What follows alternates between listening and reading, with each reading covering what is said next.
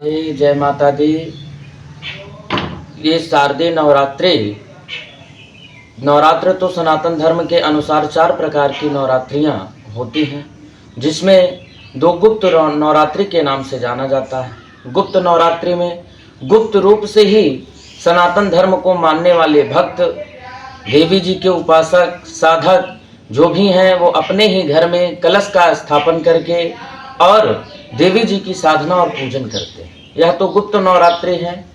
और सनातन धर्म के अनुसार 4 नवरात्रियां मनाई जाती हैं, जो कि चैत्र और आश्विन माह में 2 नवरात्रि लोग सनातन धर्म के मानने वाले भक्त बड़े ही धूमधाम से मनाते हैं, जिसमें कि बताया जाता है श्रीमद् देवी भागवत महापुराण के अनुसार कि देवी नवरात्र के बीच में 9 दिन किया हुआ जप, तप, पूजन, हवन, पाठ, यज्ञादि जो किया जाता है, यह अभीष्ट फल देने वाला होता है।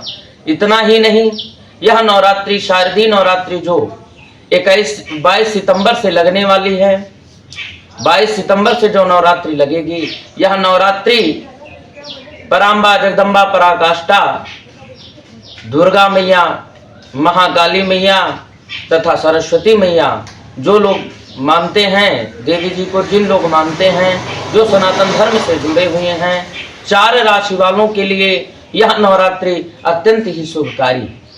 इतना ही नहीं, यह नवरात्रि 22 सितंबर से प्रारंभ होगी। 22 सितंबर में श्री वत्स योग में और हस्त पर, मतलब हाथी पर सवार हो करके, हाथी पर सवारी पराम्बा, जगदम्बा, पराकाष्ठा, दुर्गा मैया की होगी। और 4 राशि वालों के लिए यह नवरात्रि अत्यंत ही शुभकारी है, अत्यंत लाभकारी है। पहले नंबर पर मकर राशि है, दूसरे नंबर पर कुंभ राशि है, तीसरे नंबर पर तुला और चौथे नंबर पर वृश्चिक राशि है। इन 4 राशि वालों को सनातन धर्म से जुड़े हैं तो मैया माता रानी का तथा भगवती की उपासना करें, भगवती की साधना करें। अगर हो सके तो अपने ही घर में ओम ऐं ह्रीं क्लीं चामुंडाये विच्चे इस मंत्र का जाप अवश्य करें। और 4 राशि वालों के लिए यह नवरात्रि अत्यंत शुभकारी है। और वैसे भी सनातन धर्म से जो भी भक्त जुड़े हुए हैं, यह नवरात्रि में अपने ही घर में कलश का स्थापन करें। अगर हो सके तो अपने से या किसी ब्राह्मण के द्वारा दुर्गा सप्तशती का पाठ करवाएं।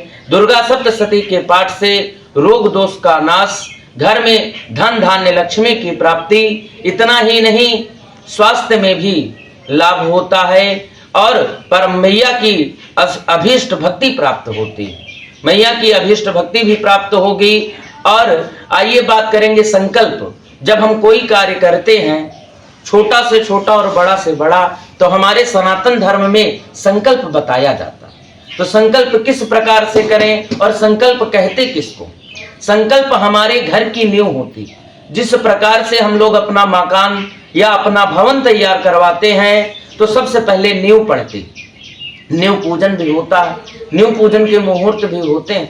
उसी प्रकार से जब हम कोई कार्य करते हैं सनातन धर्म में, तो सबसे पहले संकल्प होता है। और संकल्प का मतलब क्या है? भवानी शंकरो वंदे श्रद्धा विश्वास रूपिणो याभ्याम बिना न पश्यन्ते सिद्धा स्वांतास्थमीश्वरम। हमारे श्रद्धा, विश्वास, आत्मसमर्पण को ही संकल्प कहते हैं। लेकिन सनातन धर्म के अनुसार हम जब संकल्प करते हैं तो दाहिने हाथ में कुशा, अक्षत, पुष्प और जल के साथ संकल्प करते हैं। तो संकल्प का अर्थ यह है कि जब हम शुद्ध साफ अवस्था में बैठ करके और संकल्प करते हैं, तो संकल्प में जो कुशा होता है, जब कुशा हम रखते हैं तो कुशा साक्षात नारायण का स्वरूप माना जाता है। अक्षत, जब हम लोग अक्षत लेते हैं तो धन धान्य का स्वरूप माना जाता है। पुष्प, श्रद्धा और सुमन के साथ यह संकल्प हम कर रहे हैं। श्रद्धा और सुमन पुष्प का स्वरूप होता है। इतना ही नहीं, जब हम लक्ष्मी रखते हैं, दक्षिणा रखते हैं, तो श्रीमद् देवी भागवत के ही अनुसार और भी पुराणों में, शास्त्रों में ऐसा आख्यान है। हमारी रुद्राक्ष की माला, जो भी कार्य, जो भी जप हम करते हैं, रुद्राक्ष की माला भी करते हैं।